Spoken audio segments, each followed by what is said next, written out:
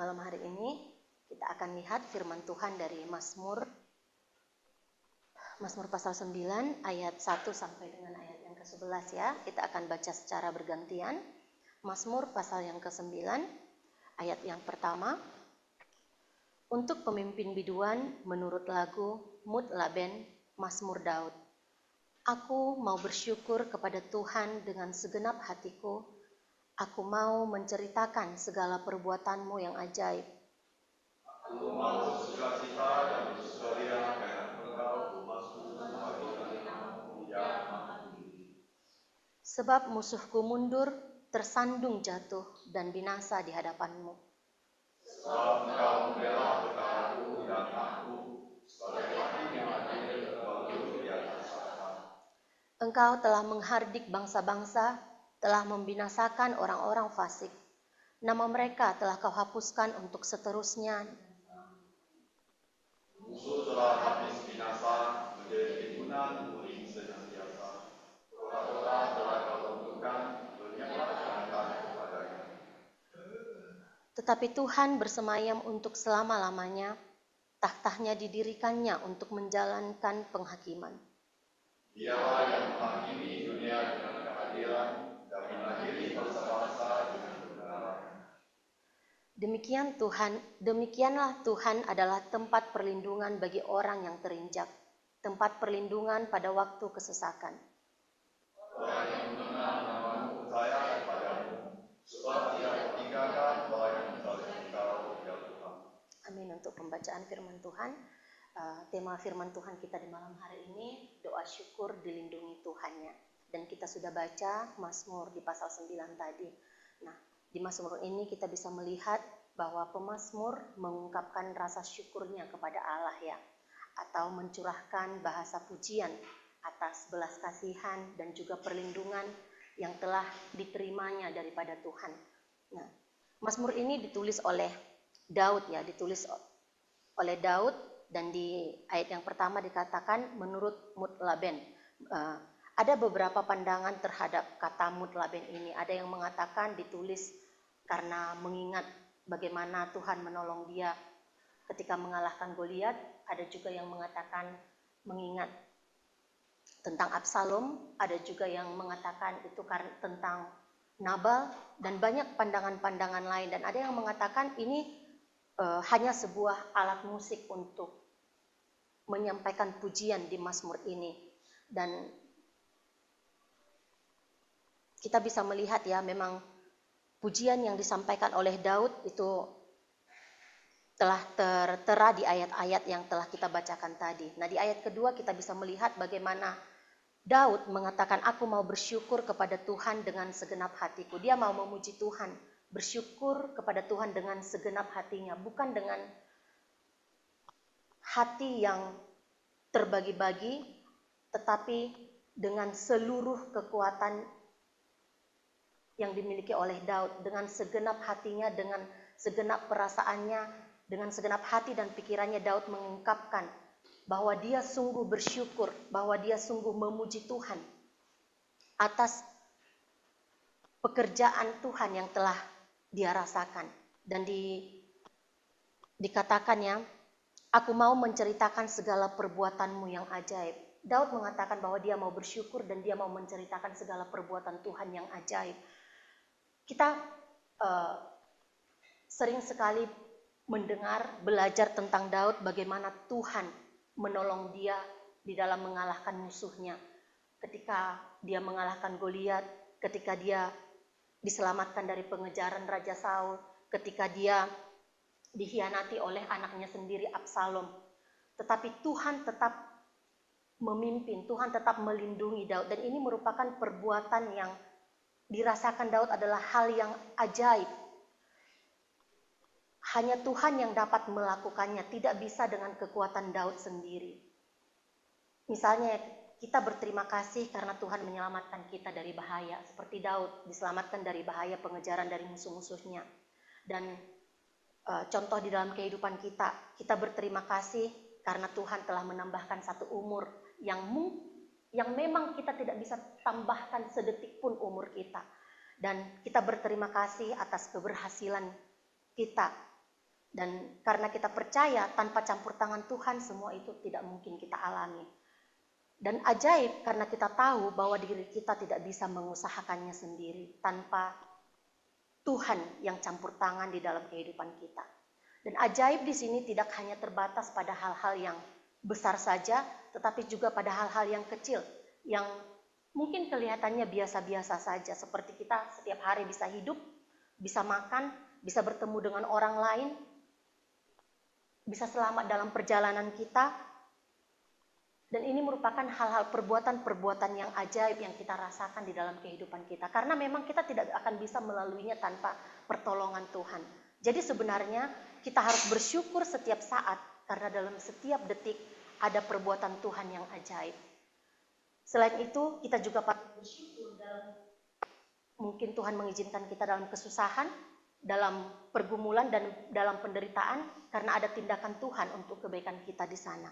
Dan Daud melanjutkannya, aku mau bersyukur dan bersuka cita karena engkau. Daud bergembira, dan karena dia bergembira, dia mengungkapkan rasa sukacitanya ini.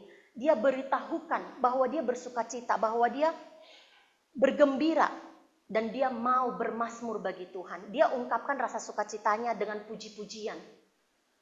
Tidak hanya terpendam di dalam hatinya saja, tetapi keluar dari mulutnya merupakan mazmur, pujian bagi Tuhan yang maha tinggi. Dan juga kita melihat di ayat keempat, kenapa Daud mau menceritakan semua kebaikan Tuhan ini. Di ayat keempat dikatakan karena musuhnya mundur, tersandung jatuh dan binasa di hadapan Tuhan. Daud menceritakan kenapa dia harus bersukacita, kenapa dia harus berikan mazmur ini kepada Tuhan. Karena Tuhan telah mengalahkan musuh-musuhnya. Karena Tuhan membuat musuh-musuh Daud jatuh dan bahkan dikatakan binasa di hadapan Tuhan. Kalau kita baca di ayat-ayat selanjutnya ya, dikatakan bahwa musuh Daud ini dibinasakan, telah habis binasa menjadi timbunan puing senantiasa, dan bahkan dikatakan lenyap ingatan kepadanya. Selama-lamanya tidak ada lagi berdiri di hadapan Daud. Tuhan bukan hanya menolong Daud, itu juga mengalahkan Daud pada saat dia maju di dalam peperangan, tetapi Tuhan juga memusnahkannya, membinasakan musuh-musuh Daud ini dari hadapannya. Oleh sebab itu Daud juga mengatakan bahwa Tuhan telah membela perkaranya dan juga telah mempertahankan hak Daud. Ketika Daud diserang secara tidak seimbang, ketika musuh-musuhnya menyerang dia dengan cara yang tidak beralasan dan juga menyerang dia secara kejam, di situ Tuhan bekerja. Dan Daud melihat bahwa Tuhan yang bekerja, bahwa Tuhanlah yang menjadi hakim antara Daud dan musuh-musuhnya ini.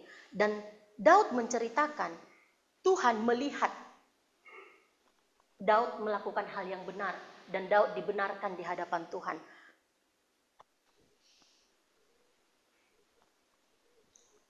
Tuhan menganggap Daud benar sehingga Tuhan membinasakan semua musuh-musuhnya yang menyerang Daud ya. Daud mengatakan bahwa Allah akan duduk sebagai hakim yang adil, yang akan berpihak kepada orang benar.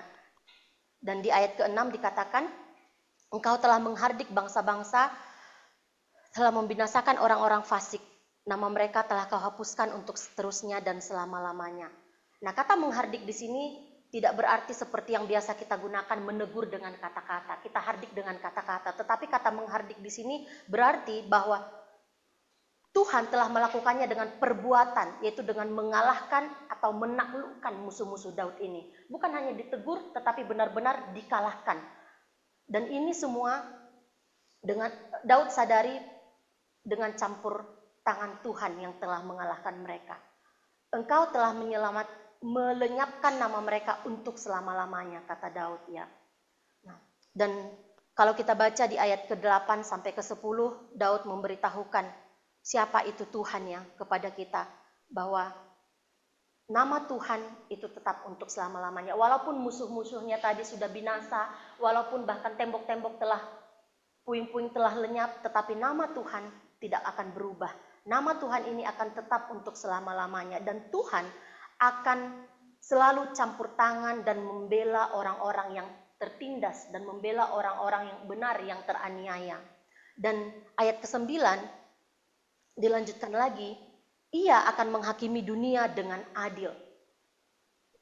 Daud memberitahukan bahwa Tuhan ini, Tuhan yang membela perkara dia ini adalah Tuhan yang adil, yang menghakimi dunia secara adil. Tidak ada ketimpangan bagi Tuhan, tetapi Tuhan akan mengadili dengan seadil-adilnya.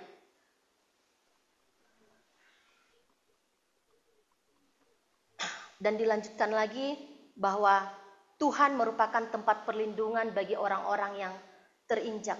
Tuhan juga menjadi tempat perlindungan jika saya baca di dalam bahasa Ibraninya ya, dikatakan tempat yang tinggi yang tidak bisa digapai oleh musuh.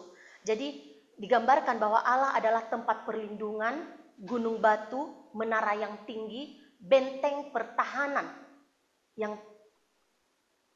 ketika semua orang berlindung di dalamnya akan selamat. Dan dikatakan bahwa Tuhan merupakan tempat perlindungan bagi orang-orang yang tertindas, bagi orang-orang yang diremukkan, itu bagi orang-orang yang sedih, bagi orang-orang yang menderita, bagi orang-orang yang tidak bahagia. Perlindungan pada masa-masa sulit. Dan di ayat ke-11 Daud mengatakannya, orang yang mengenal namamu percaya kepadamu. Ketika Daud sudah menceritakan kenapa dia mau memberikan mazmur ini kepada Tuhan, dan dia beritahukan betapa adilnya Tuhan itu menghakimi orang-orang dan betapa berkuasanya Tuhan itu, akhirnya Daud mengatakannya, orang yang mengenal nama Tuhan percaya kepada Tuhan. Nah, semua orang yang mengenal engkau akan menaruh kepercayaan kepadamu, yakni semua orang yang telah merasakan kasih Tuhan, yang telah merasakan campur tangan Tuhan di dalam kehidupannya, atau yang telah melihat bagaimana Tuhan bekerja di dalam kehidupannya akan mempercayakan dirinya sepenuhnya kepada Tuhan. Karena mereka yang mengenalnya dengan baik akan sangat mengandalkannya ya. Semakin dalam pengenalan kita akan Tuhan, semakin kita percaya sepenuhnya kepada Dia. Semakin kita belajar tentang karakter Tuhan, semakin kita mengandalkan Tuhan di dalam kehidupan kita. Dan dikatakan bahwa Tuhan tidak akan meninggalkan kita ya. Apapun keadaan kita, Tuhan tidak akan pernah meninggalkan kita. Dan orang yang mencari Tuhan, kita yang mencari Tuhan, akan datang kepadanya dengan berserah, dengan sepenuh hati. Nah, Bapak Ibu, mungkin kita merasa ya, kita dengar dari tadi ayat kedua sampai ayat yang ke-11, kita melihat bagaimana Tuhan menolong Daud.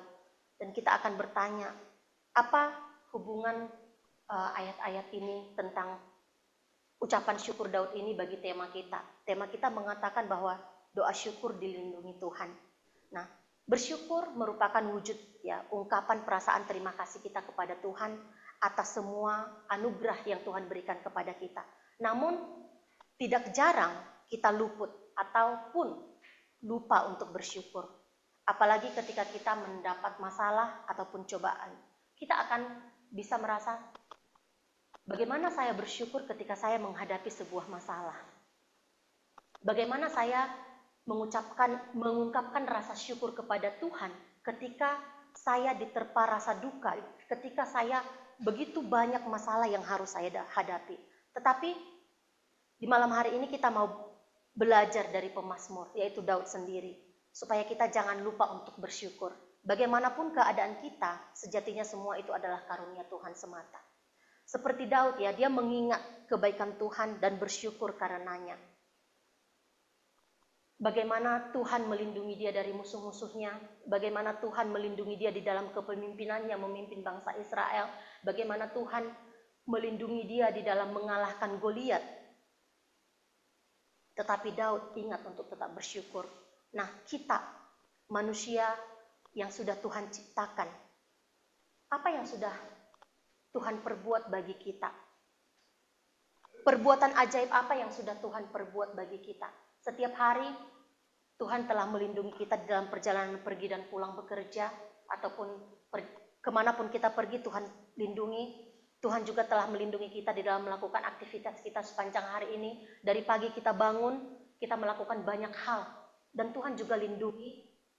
Tuhan juga melindungi kita di saat kita tidur di malam hari.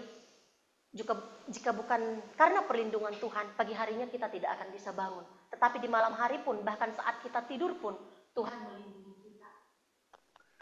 Dan semua ini adalah perbuatan yang ajaib yang patut kita syukuri kepada Tuhan. Dan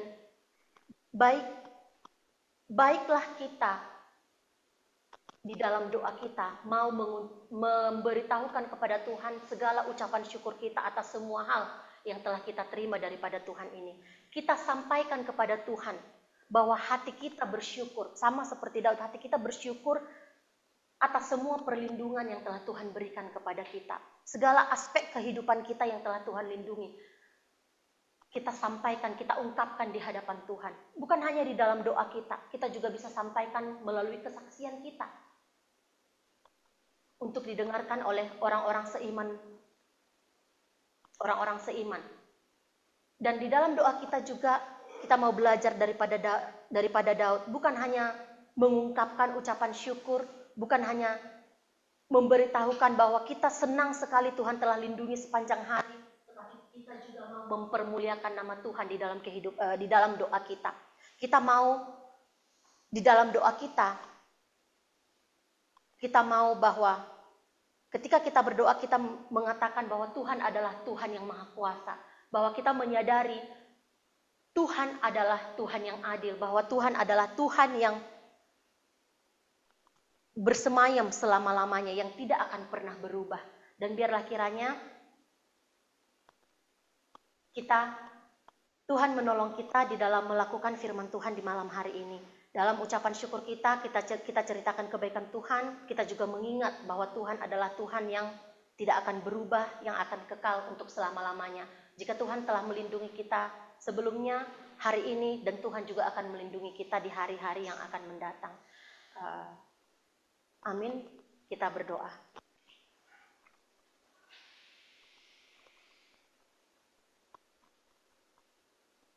Bapa Surgawi, kami bersyukur Tuhan untuk firman-Mu yang telah kami dengarkan. Meskipun hamba-Mu menyampaikan dengan sangat tidak sempurna, namun biarlah kiranya Tuhan, Engkau yang menyempurnakan di hati dan pikiran kami. Sehingga setiap hari kami mau bersyukur atas perlindungan Tuhan yang telah kami rasakan dalam kehidupan kami. Sehingga kami juga mau mengucapkan rasa syukur kami ini baik di dalam doa kami ataupun di dalam kesaksian kami sehari-hari.